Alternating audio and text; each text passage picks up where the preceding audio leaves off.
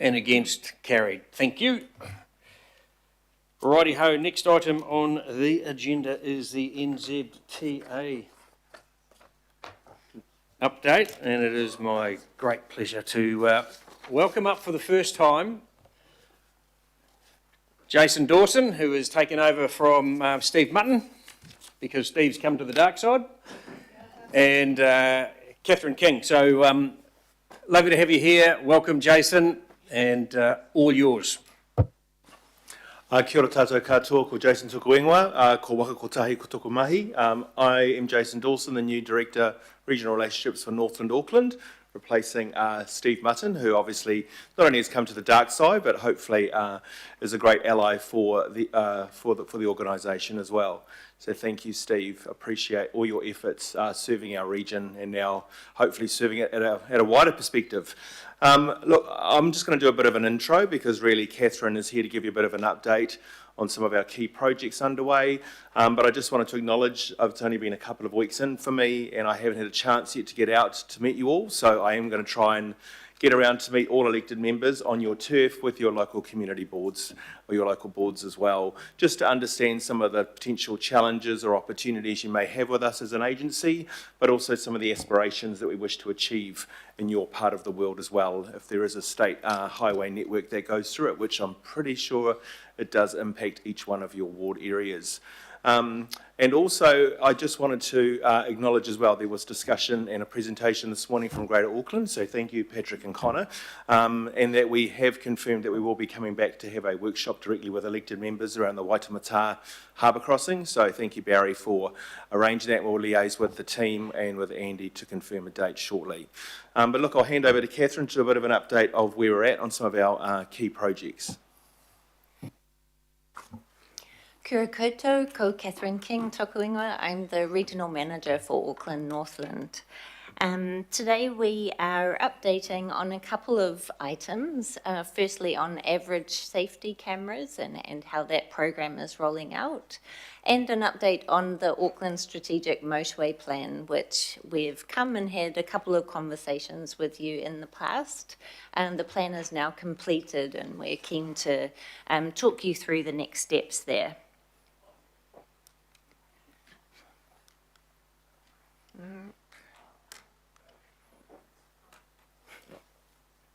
Wonderful, thank you. So the safety camera program has recently moved from the police's responsibility to NZTA. And the program is primarily focused on reducing deaths and serious injuries across the network by ensuring that drivers travel at safe speeds. We place the safety cameras at locations where evidence shows that people have been or are highly likely to be injured because of the speeds that drivers are travelling at. Our evidence and the pilots that were carried out early in the program at the first couple of sites are showing some really promising progress, and we're confident now that the average speed cameras are the most effective type of camera in reducing deaths and serious injuries. The Matakana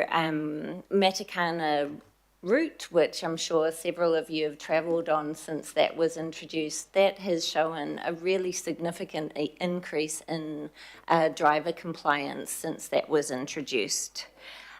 We are currently looking at a further 17 locations across the country. 6 of those are in Auckland. And the next slide. We will shift across now to the Auckland Motorway Strategic Plan. As I mentioned, we've come a couple of times to talk to you about the role of that plan and what we're looking to introduce through the plan.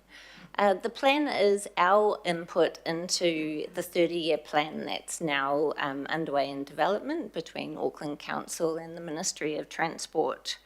The plan really looks to address key challenges particularly around reliability on the motorway system, by making efficient use of the corridor and ensuring that the motorways across Auckland play the role that they need to play in moving people efficiently, effectively across our system. I'm going to talk you through some of the sites that we have underway at the moment to give you a sense of what we'll be focusing on through the plan.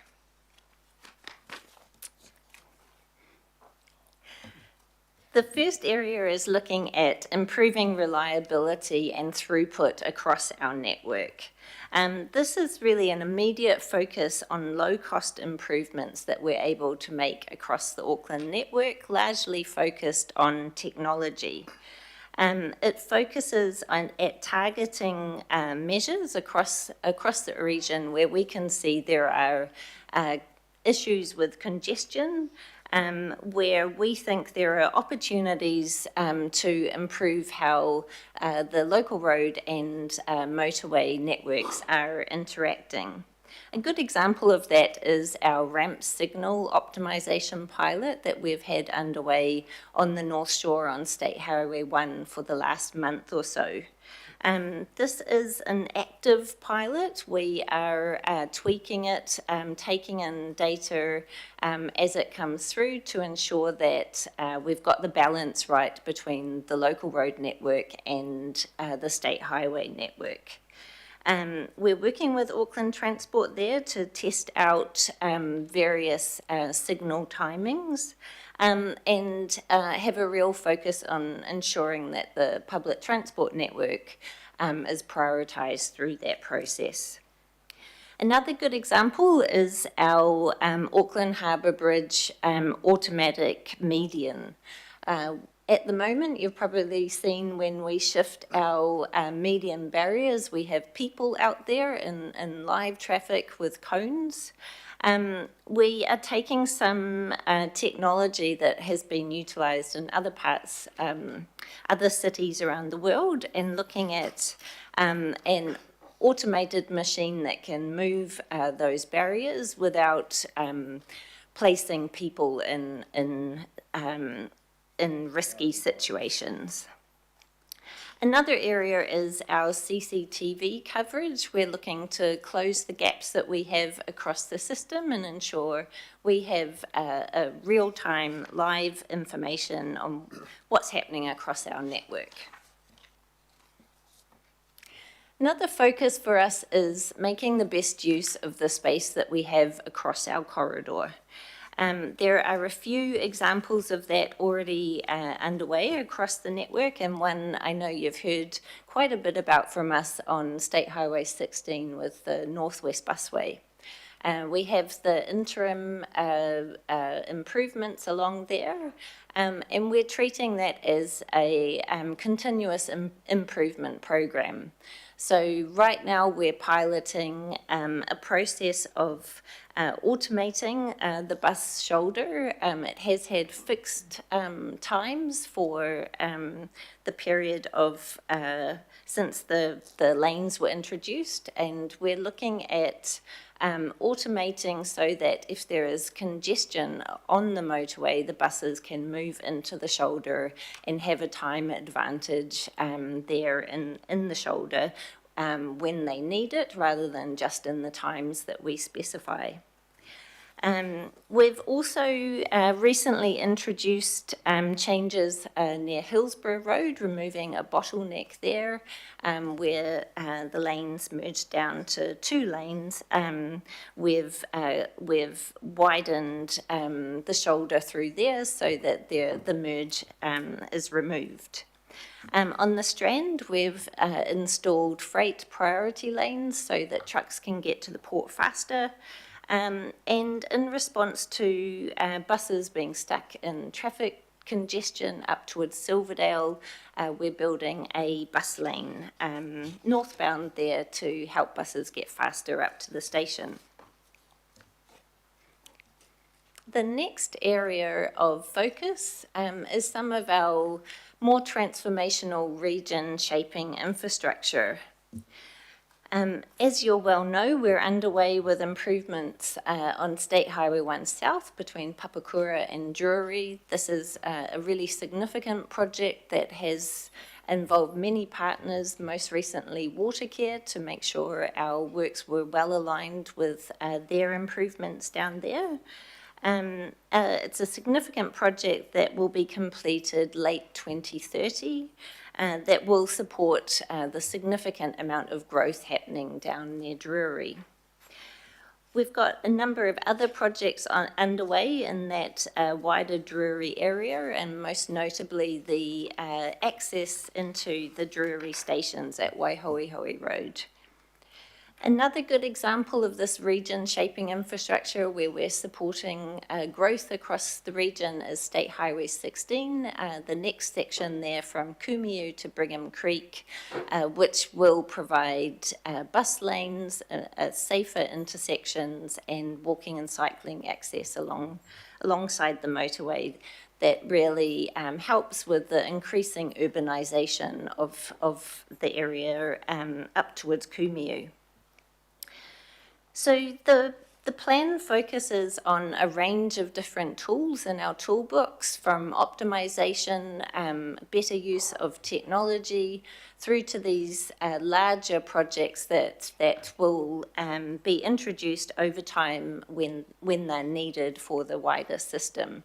And that timing will be agreed and realised through the 30-year transport plan with yourselves and government.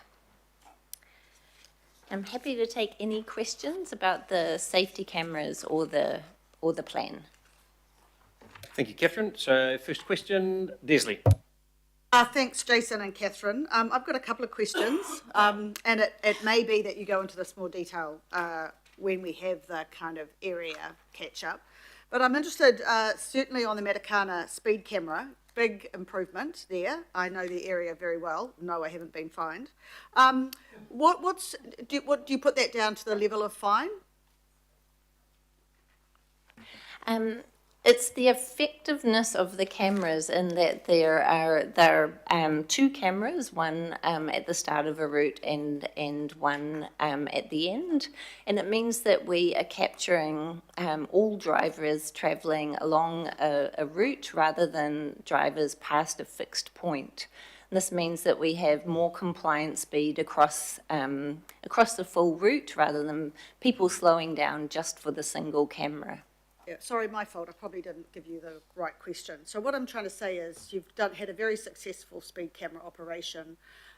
You're about to roll out, was it 17 more, I think it is, across the region. Are they all going to be approximately 2 kilometres end to end?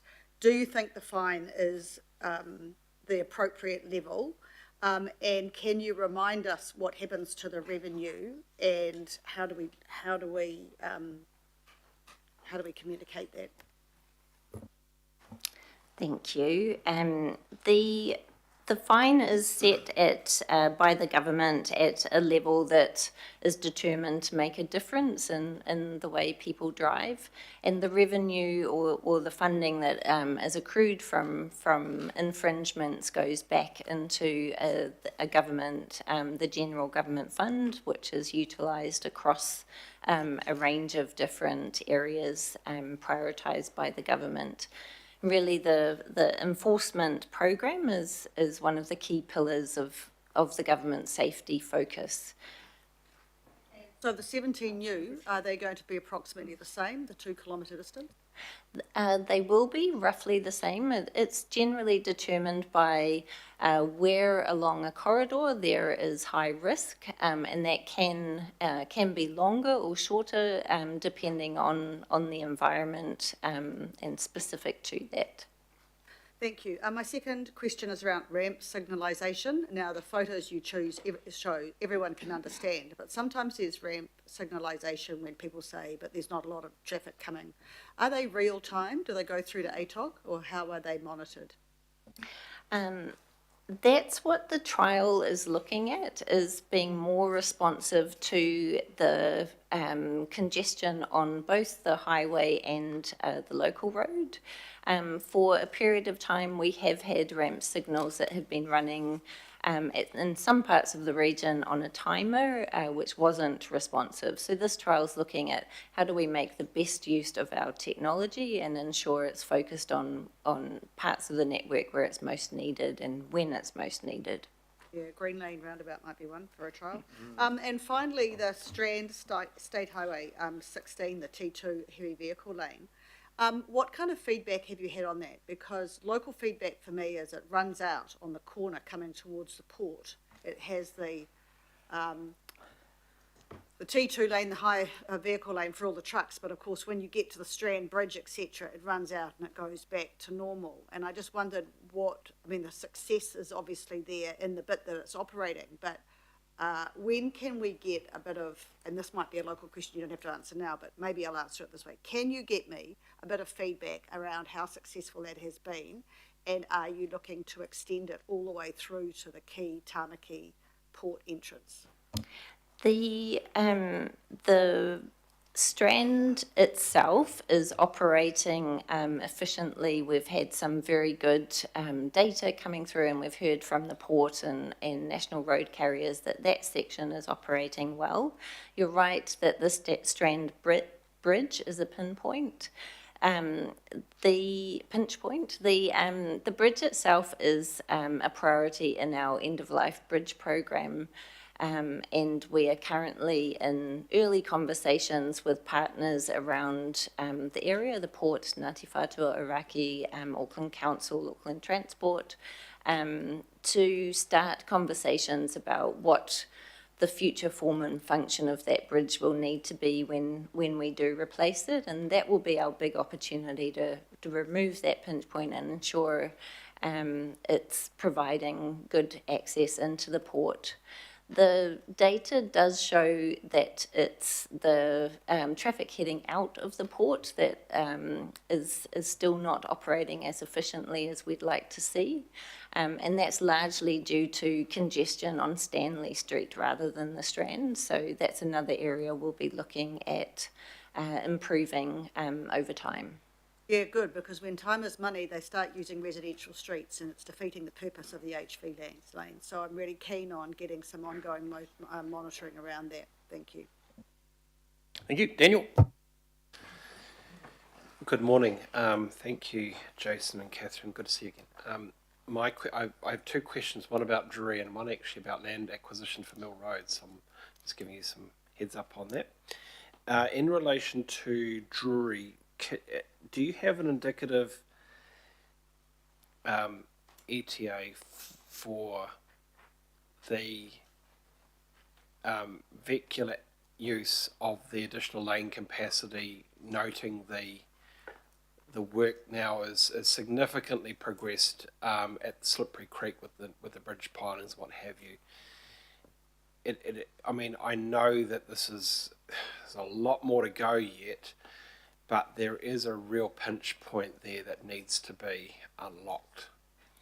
And I strongly support NZTA's work in this space, but there has to be some way to get that particular piece of outstanding engineering used.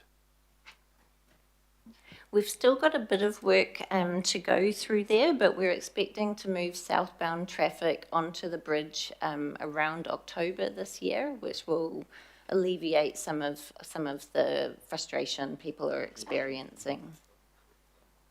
Okay, is that part of well, we're going to have to move you onto this, but in a month's time we're just going to have to redirect you because we've completed work on the existing corridor. Is that how much of a chicane effect are we going to have in that particular space, or is it basically unlocked from October, and we just move further down the corridor as we're trying to complete works elsewhere? We're expecting the October shift to make a significant difference to people. Whilst that is open, we'll be rebuilding alongside it, so people should experience less disruption thereafter. Can you take it and try you on Mill Road? Is that okay? Mm-hmm.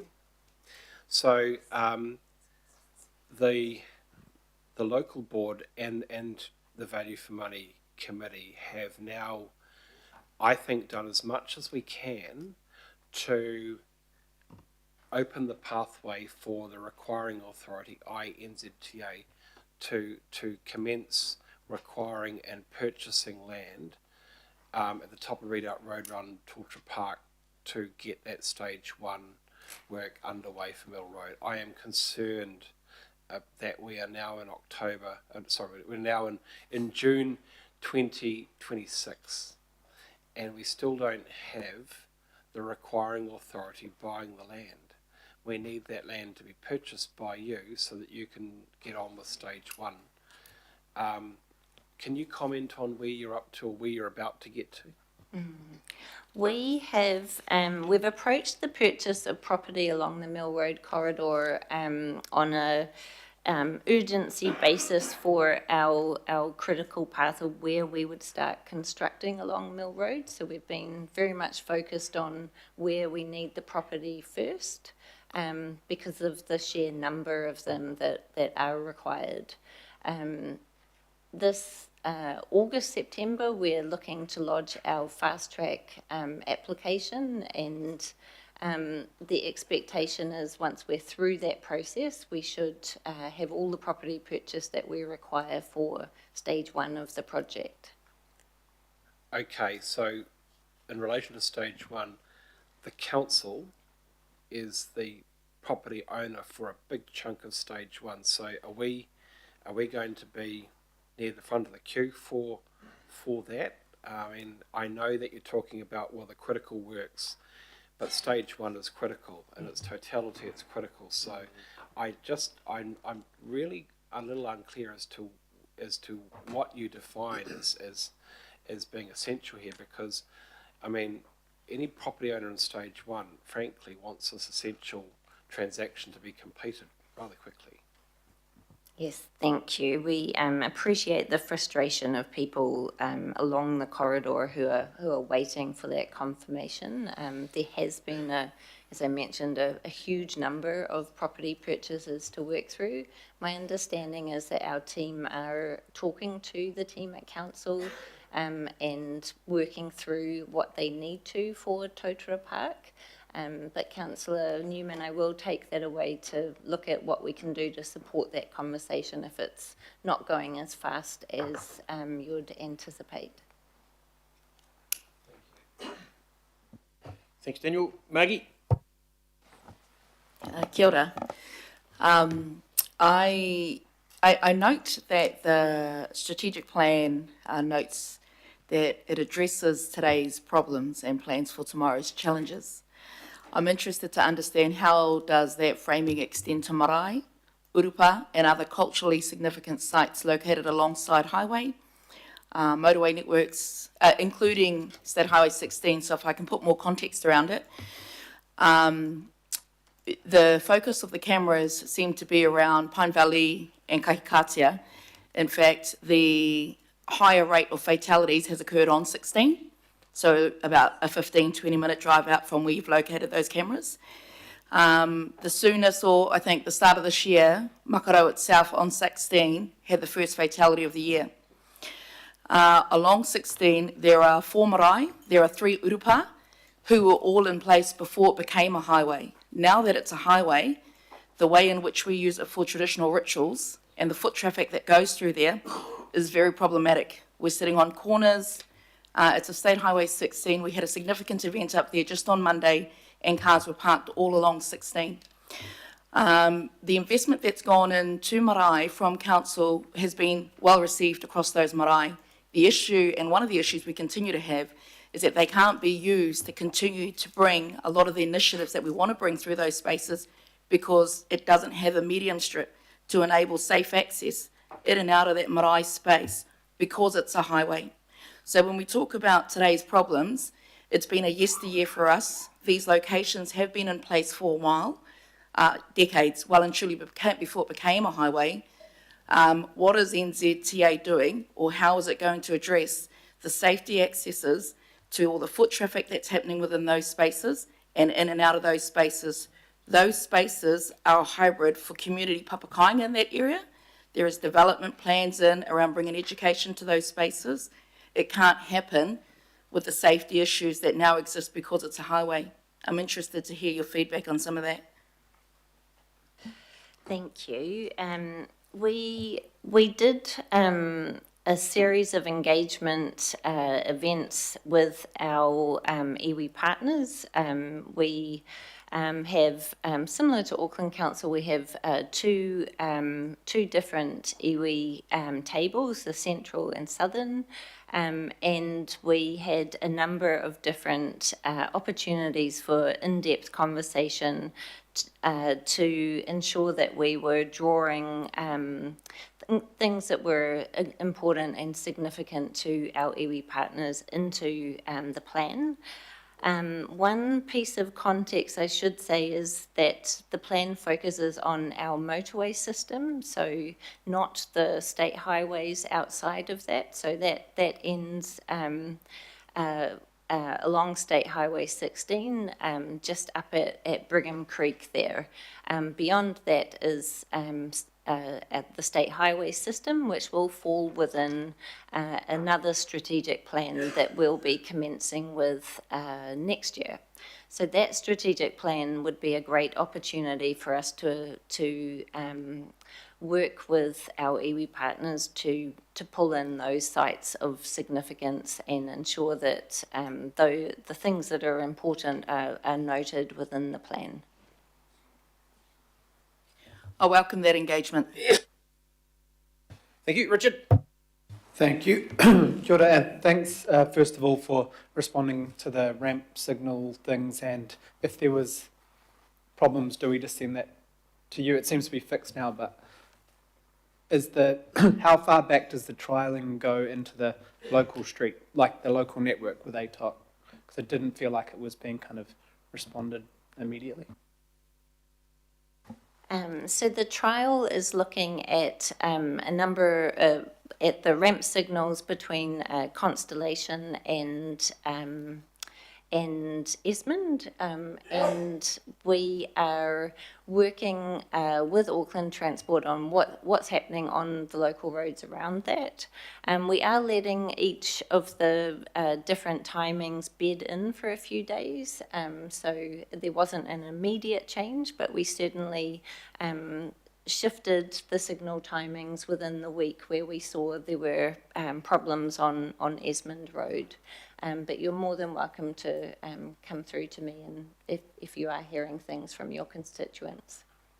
Thank you. On the fines, and I wondered if you guys have done any work, because Victoria, their fines are like 10 times.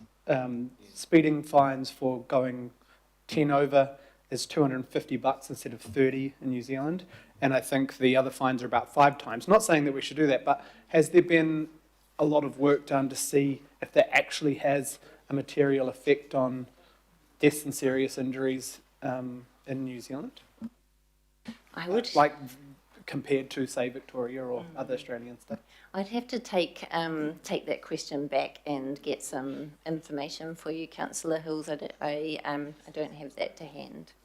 Okay, the random question on the weeds on the corridors. Yes, obviously I support them being removed for ecological reasons, but also I feel like when I report it, it's very fast, but it doesn't seem like a systematic approach anymore on noxious weeds on the corridors. And you've invested, not you, you personally, all of us, NZTA have invested huge in native planting, and it seems like a bit of a undermining that investment if the weeds get sort of taken over all those corridors. Thank you. So within our maintenance and operations program, we have different priorities. Every 3 years or so, there's a shift in those priorities, and right now the big focus is pothole reduction and ensuring that our surfaces along the state highway network are reliable for people, and that means that much of the funding that we we have had in previous years has been prioritised towards that. There's always a balance, and we need to get that right with maintaining the space alongside our state highway network, and there's regular reviews to look at that. But right now, our focus is really looking at the quality of surfacing along our network. And last question, Chair. Just on the optimising and the bus shoulders. So the bus shoulder increase from Oniwa to the bridge has been fantastic, and same as from Stafford to the Akaranga. That's been great. But are you looking to do any sort of that peak, like you said, the lights could turn on for the bit between Fanshawe and the bridge? Because, you know, my bus is extremely efficient, and all the NX2 and 1 buses are extremely efficient.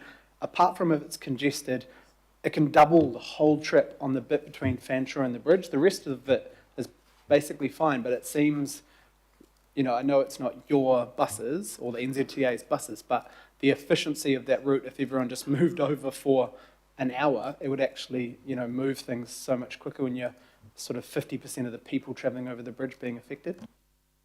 Yes, we have noted that section, and we've certainly heard from our colleagues at Auckland Transport a frustration about travel times through there. That is a location that is prioritised within the motorway plan for us to investigate. So we don't yet have timings on that, but once we do, I'll make sure you hear about that. Cool. And I would just love, and I'm sure it will be, when you assess the business case for that, if you can focus on the people movement, because it is, you know, like 50% of the humans. Might look like fewer vehicles, but yeah, it would be great to have that comparison when you're looking at it. I'm sure you'll do that, Catherine. Thank you very much. Thank you. John? Yeah, two quick ones. The first one to do with the average speed safety cameras, and I note the comments about Matakana, which has improved from 88% to over 99%. To what extent is that just a natural consequence of people becoming familiar with it? I know it's a bigger distance, so you're getting improved behaviour over a bigger distance. But in terms of, you know, watching out for this spot, but then reverting to undesirable behaviours elsewhere, is there any way of researching that in immediate locations? I mean, it's really good for that 2 kilometre stretch, but do we know what happens then? Is it, you know, the Grand Prix after that, or is there any kind of research into that? That's a great question. I'll take that away and come back with some information for you. I do know that a big part of our approach with safety cameras is making sure people know that they're there, that advertising, that signage up front is part of the plan to ensure people do drive at safe speeds. So, but we'll go back and take a look at that broader question. Okay, thank you. And the other one to do with making better use of the state highway network.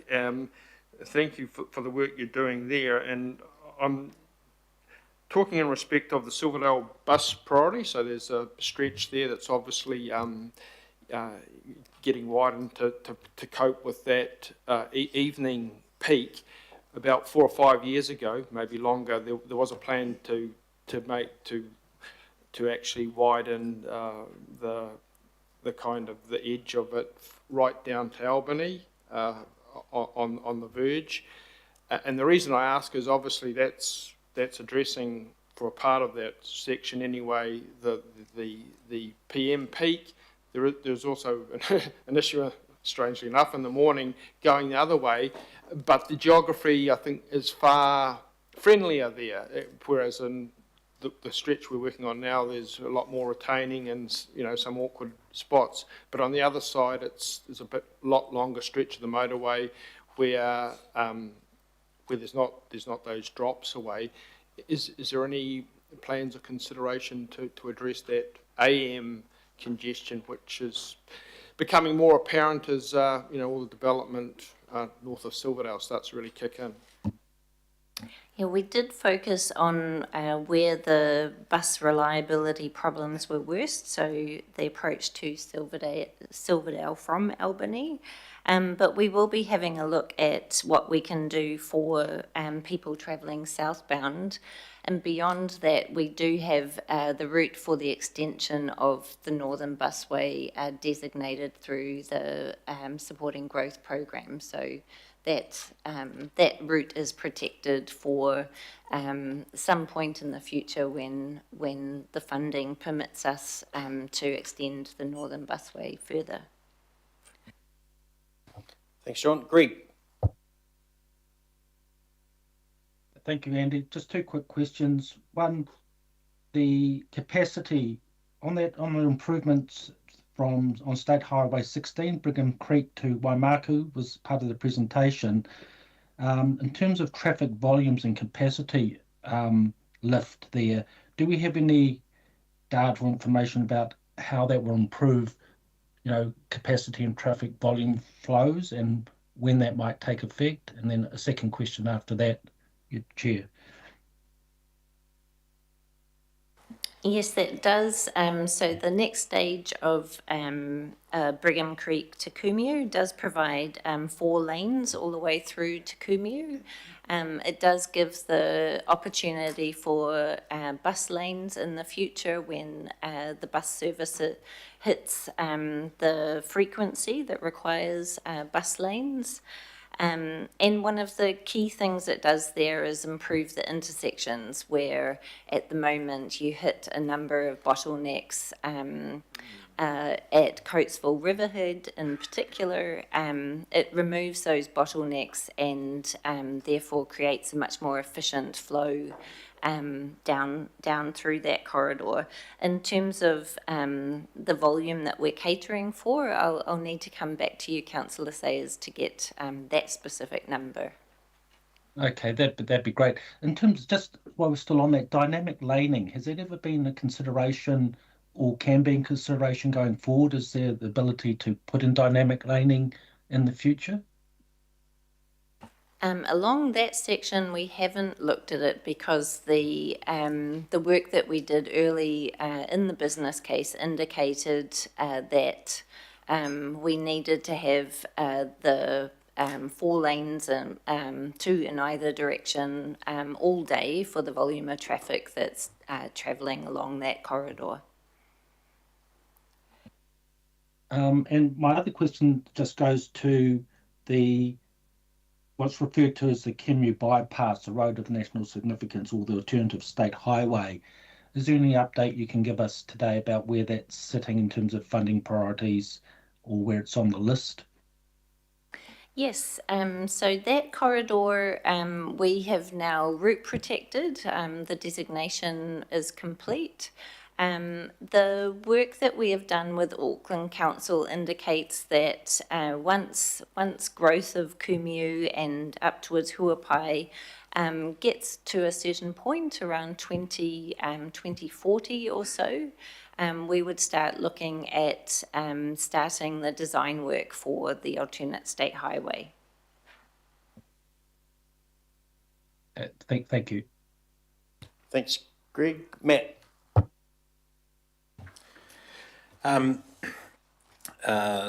Safety cameras can be a dubious topic at the best of times, but one safety camera I will always stand behind are red light cameras.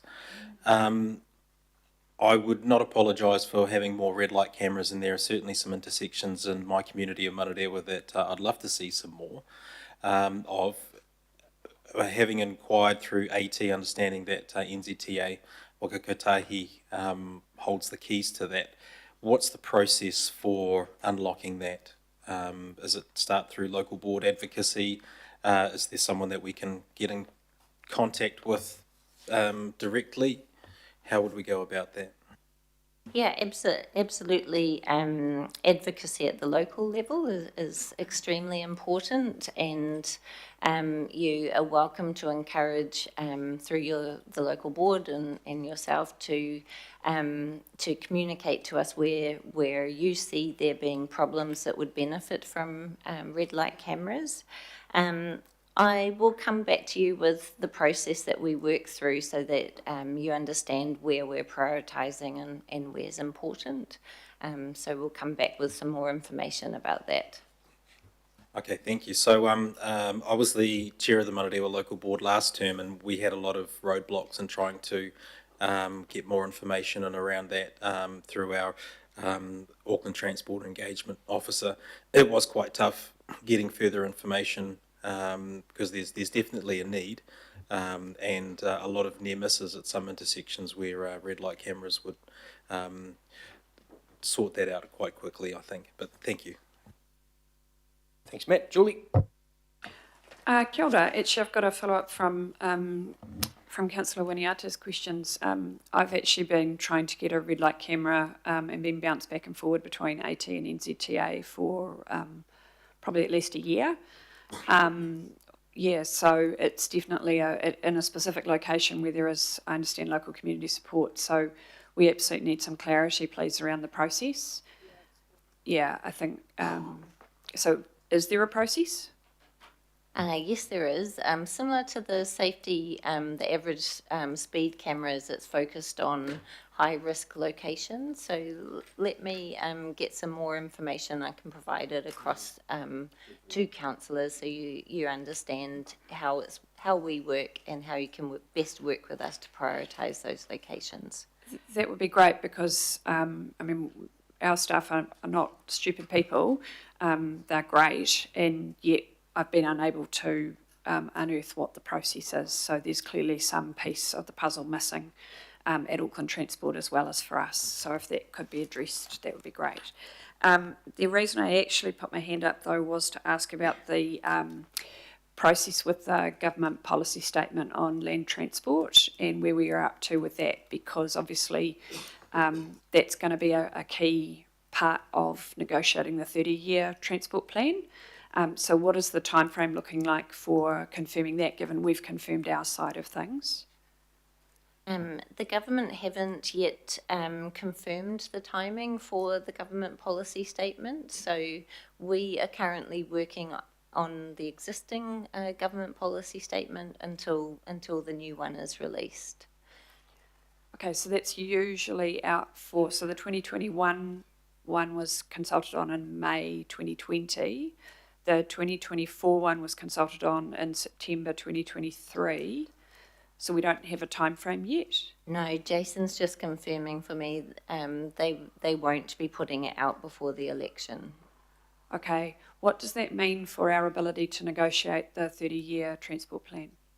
So this is the same, obviously, challenge each roading authority and local government has to face for their regional land transport plans and your funding, and also the 30-year plan here for Auckland. So what we're doing is, look, the confirmation from the government is that it won't be released before elections. And to be honest, as we know, elections is happening in November. There'll be a summer recess, so I'm being pretty realistic with everyone to say we're best to assume that a GPS will come out to everyone at the beginning of next year, so probably around Q3, without holding us to a time frame. So what we've had to do is work with you all around what we're saying is carrying on the existing intention and intent that's set in our existing GPS. But it shouldn't hold back any of the progress or the projects that we've obviously already committed to with councils and road authorities. And I think it'll just hopefully give us, by then, a bit more certainty around the next, what I call, tranche of projects or programs that the government wishes us to support. But we don't see, overall, I don't see the intent changing too much with the current GPS. But again, we will have to wait and see what government's direction are. Thanks. Can I just clarify then? So you're saying not just no confirmed GPS, but no consultation until after the election? Or do you think there will be consultation before the election, but it won't be confirmed until after? At this stage, I would assume, given the direction from the government, that it would be literally consultation and the draft GPS after election. Okay, thank you. Thank you. Mike?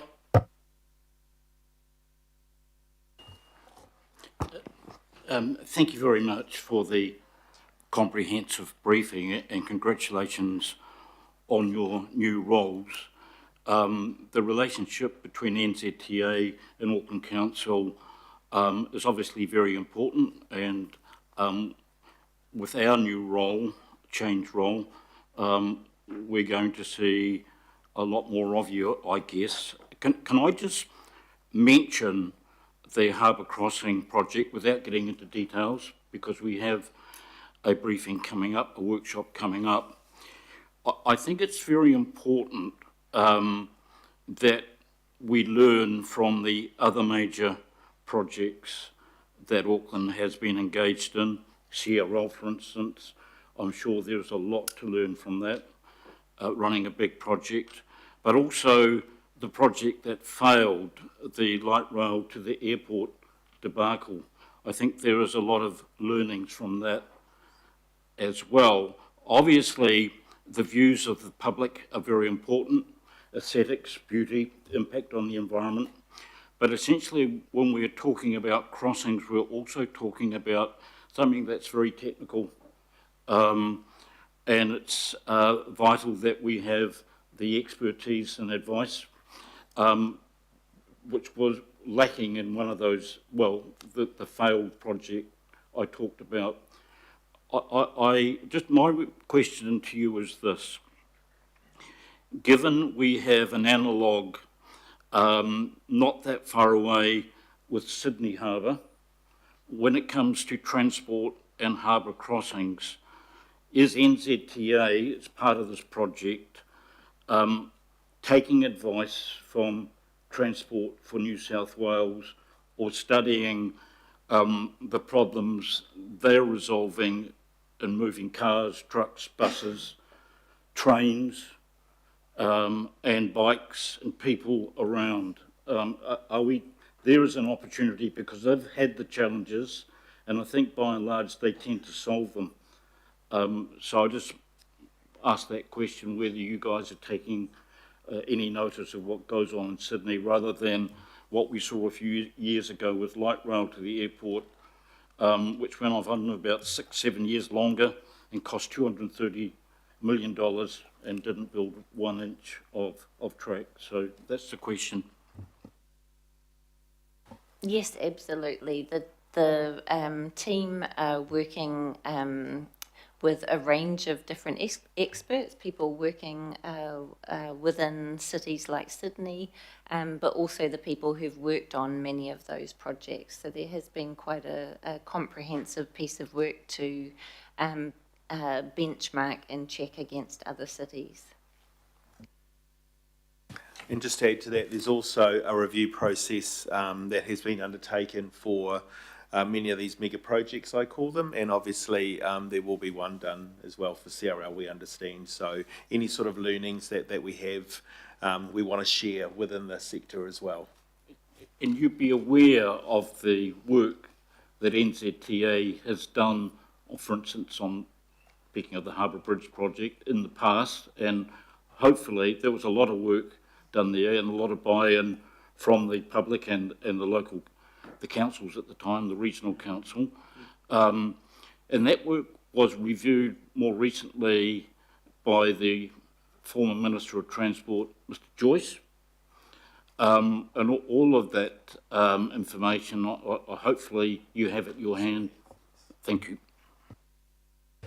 Thank you. Morris. Yeah, look, just a quick comment and then a question. The first comment is, can I just, Jason, you're the regional director here for NZTA. Can I ask you to just avoid the landmine of making a comment you made earlier on? Bo Burns and I represent the People's Democratic Republic of Howick, and we don't have a state highway, whereas you said we all had state highways. We don't. We're the biggest local board of this council, but we don't have such a thing. We're looking forward to one day. The second comment is, one of the biggest concerns I have with regards to what's coming out of NZTA, I was hoping we might have heard something about today, and that is the national ticketing system.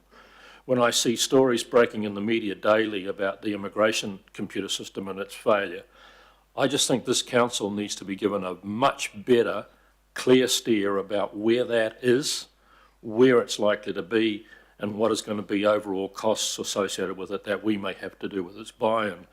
So I know you didn't come here to do that today, but if you're the regional director, I'd ask that in future we get a little bit of a steer from you about what's happening to the national ticketing system. No, that's a good point. Thank you very much. We will add that and come back to everyone with a follow-up on that. Also, obviously, we've got Auckland Transport here as well, so we're working with them around the rollout for Auckland, but we will definitely take that point and bring. Absolutely. Okay, thank you. So no more questions. Someone like to move that we receive the update? Thanks, Desley, seconded by Mike. Thank you, team. Any discussion? None. Fantastic. Thank you. All those in favour say aye. And against, carried. We will break for lunch and we will come back at 5 to 1. And there is sandwiches next door and I've made a cake. I didn't, but that's okay. I've got a cake.